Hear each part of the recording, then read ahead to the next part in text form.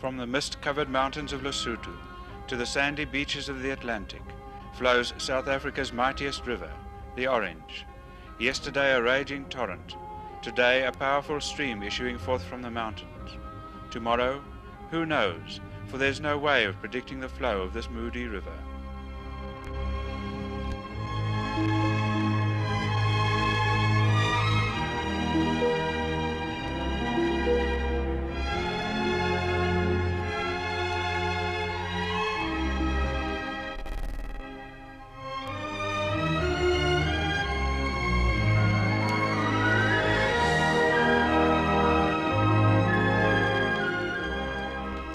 It is 200 years since this river was explored for the first time and named after the House of Orange.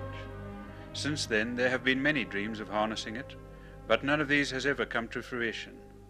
Farmers along the banks of the river have therefore had to rely on the whims of nature for their existence. For the most part, nature has been kind to them, and the combination of a sunny climate and good fresh water has resulted in lush crops being produced on the fertile banks of the river.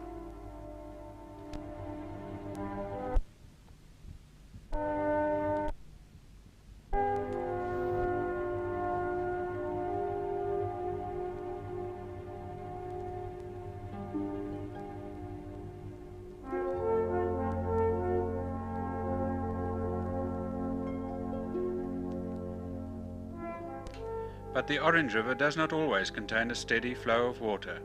Occasionally the river shrinks to a mere trickle, leaving behind the high water marks on the piers of bridges as evidence of the more prosperous years of the past. It is in times like these that prayers are held for rain, so that the river may flow once more. For without water, neither man, nor beast, nor flower can survive in this thirsty land.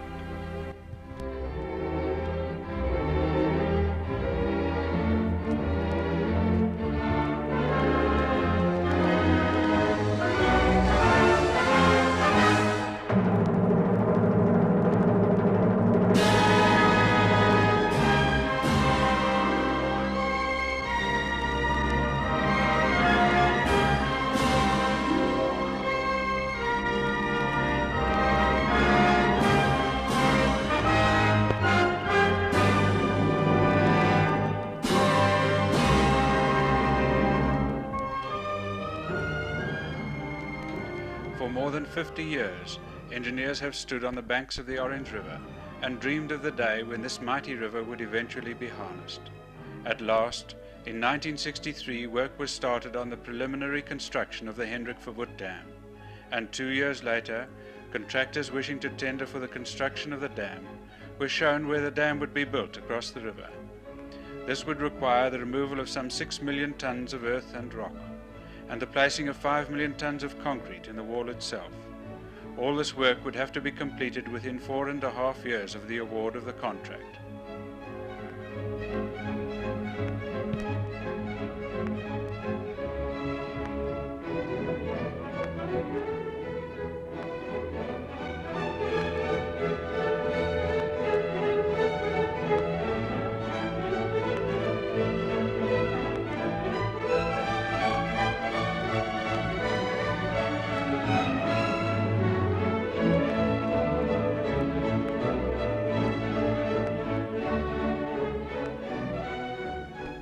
Soon after the award of the contract, huge bulldozers, loaders and dumpers were busy removing the overburden along the center line of the dam.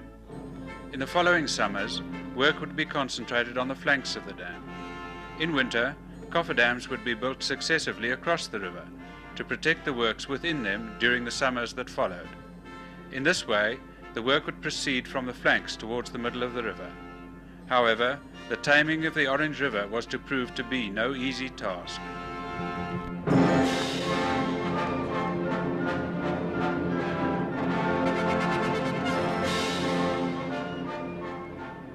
The arrival of aircraft at the nearby airfield signalled the start of the ceremonies which would be held to mark the commencement of construction of the project.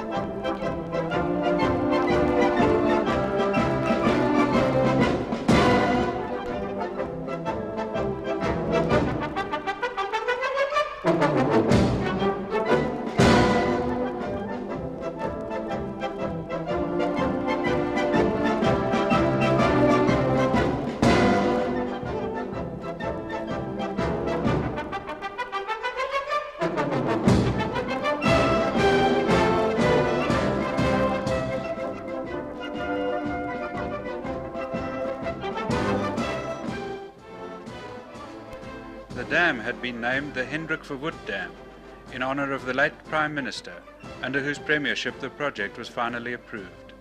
This ceremony was to be undertaken by his successor in office, the Prime Minister, Mr. John Foster, who would set off the first major blast at the site.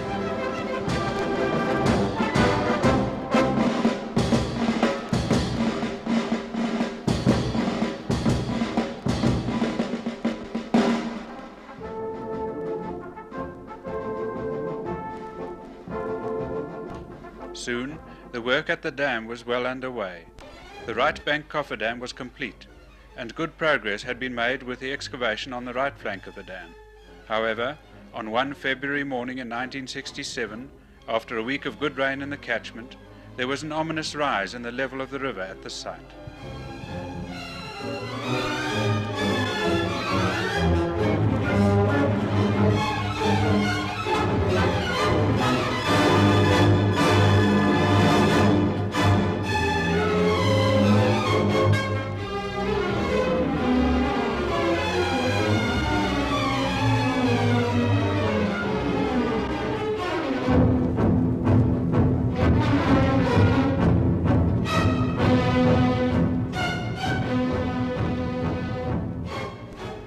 That evening, the floodlights at the dam shone out on a scene of watery desolation.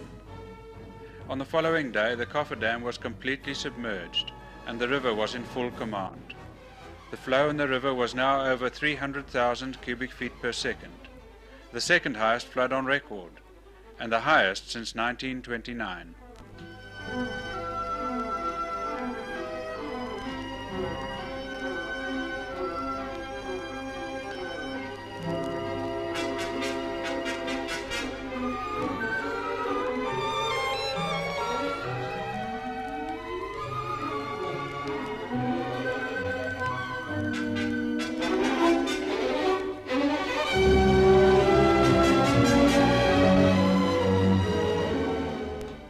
Once the cofferdam had been dewatered, the many tons of silt which the flood had deposited within the excavation had to be removed. This material soon proved to be as treacherous as the river itself.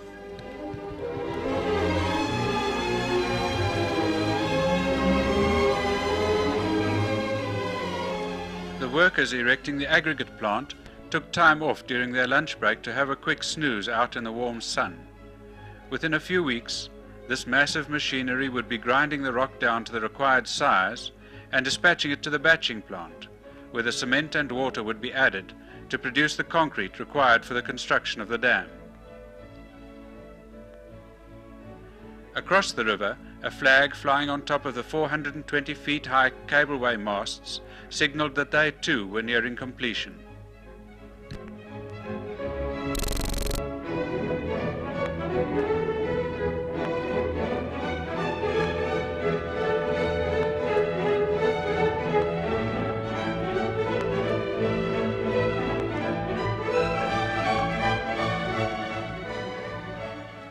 At the quarry, rock was already being loaded and transported to the crushers, where rocks, each weighing up to 2 tons, would be crushed down to the various sizes from 8-inch diameter right down to fine sand, and then dispatched to the stockpiles for later use.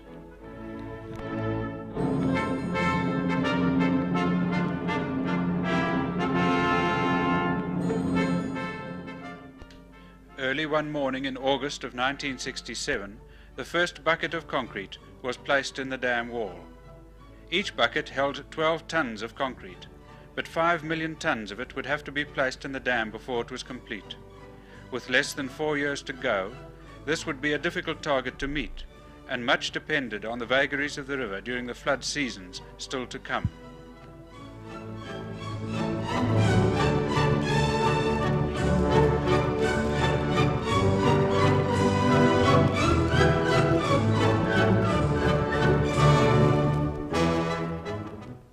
Once the foundation had been excavated down to solid rock, the surface was washed down to provide an effective bond between it and the newly placed concrete. Day by day, more and more of the brightly painted steel shutters were lowered into position as the concreting of the dam got underway.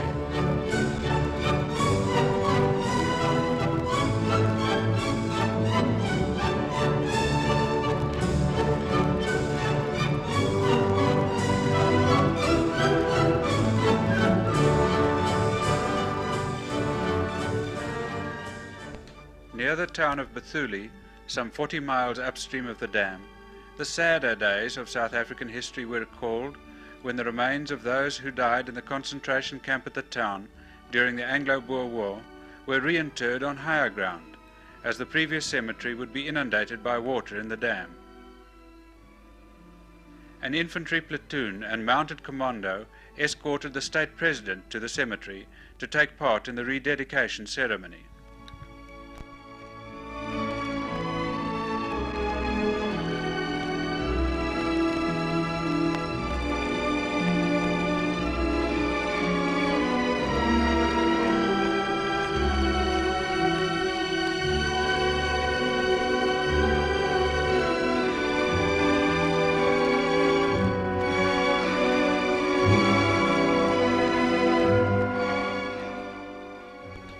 The tragedy, but not the bitterness of the past, was respected when wreaths were laid by all sections of the community.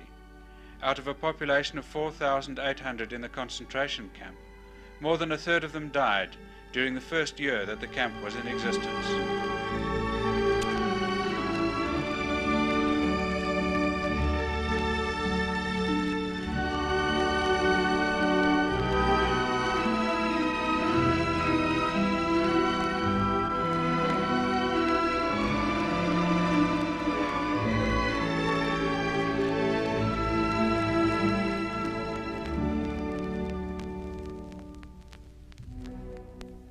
During the winter and autumn of 1967, thoughts of the workmen at the dam were of the future rather than the past. The cofferdams on each flank had been completed, and a start was made on consolidating the material in the river bed, across which the mid-channel cofferdam would have to be built in the following season. This work had to be abandoned when floods again swept down the river. However, this time the two cofferdams on either flank held the river at bay, and it was contained within the narrow channel between them, while work on the flanks of the dam continued unabated.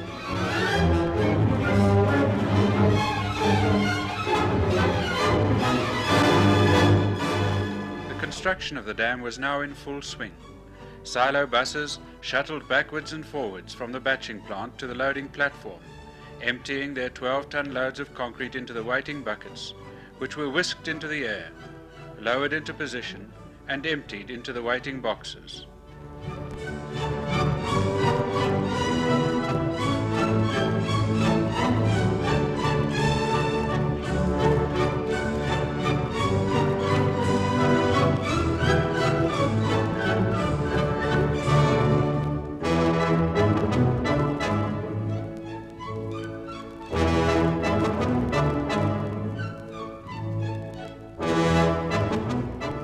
In the boxes, the piles of concrete were spread by a bulldozer and then consolidated by heavy vibrators. Day in and day out this process continued, and soon the concrete was being placed at a rate of over 7,000 tons per day. But even at this rate, the completion of the dam still seemed far away.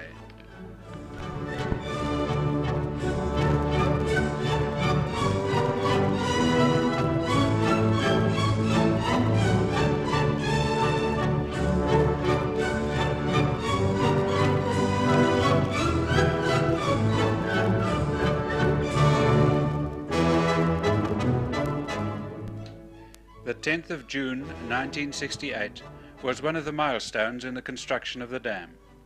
The river was to be diverted from its old channel, down which it had flowed through the ages, and into the openings in the dam wall which had been built behind the protective cofferdam.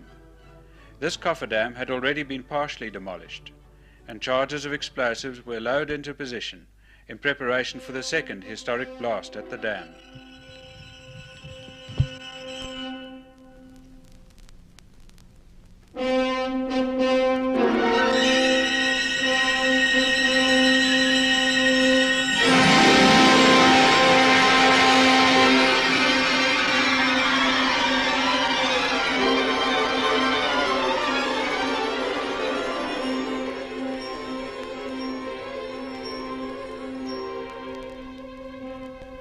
During the winter of 1968, the river flowed quietly through the diversion openings. But in November, they were tested to near their capacity when a 35,000 cubic flood reached the dam.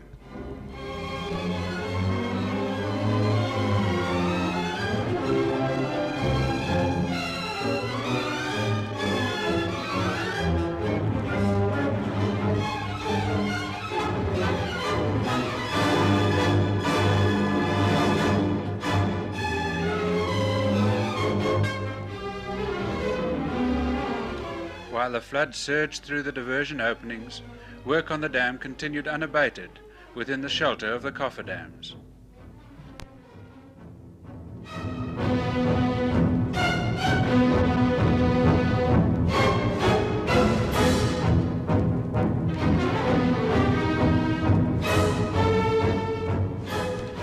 By August 1970, it had become a race against time. Cumulus clouds loomed ominously above the uncompleted dam, and the first floods of the season could be expected any day now.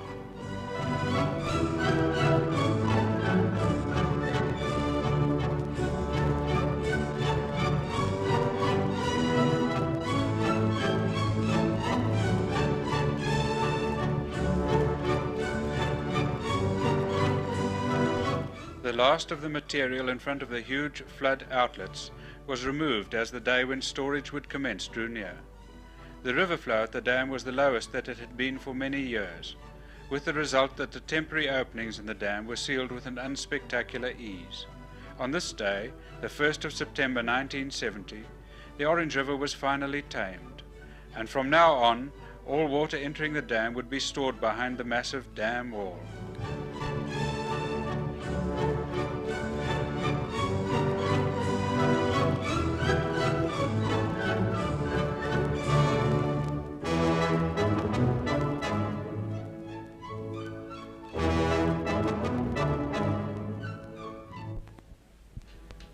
Then, as the last of the concrete was placed on the crest of the wall, the first flood of the season swept down the river.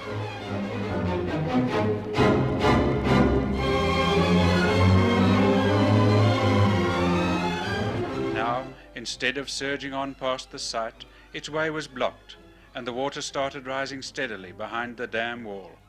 With every passing day, the water level in the dam rose higher and higher, and slowly approached the level of the outlets.